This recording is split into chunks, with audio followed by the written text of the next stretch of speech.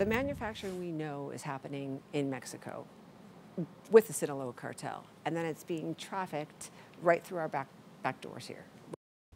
Fentanyl is the deadliest drug in the U.S., and most of it that's brought into the U.S. crosses the border in Arizona. Tonight, Michael Doudna takes us inside the Drug Enforcement Agency vault, where stockpiles of fentanyl are seized and stored in Arizona, exposing the challenges that we face to keep the drug off the streets.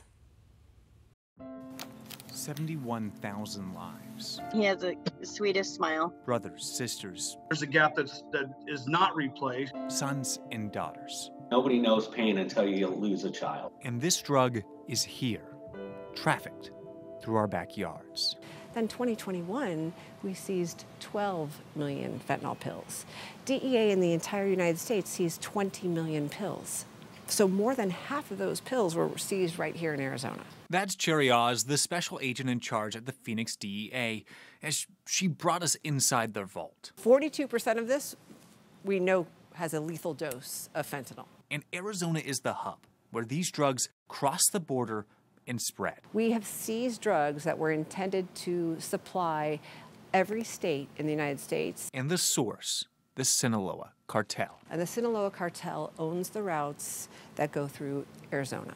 And in recent years, the cartel's business has changed. For decades, the cartel used Arizona to traffic drugs like heroin and marijuana, but those routes are now being used for synthetic drugs like fentanyl and meth. 6 years ago, fentanyl, we didn't seize any, right? It was kind of non-existent. So why the change? Well, it all comes down to business. These pills are addictive and easy to produce by pill presses. These can do in excess of 10,000 to 20,000 pills an hour. The drugs can be made to look like nearly anything and isn't limited by how much you can grow.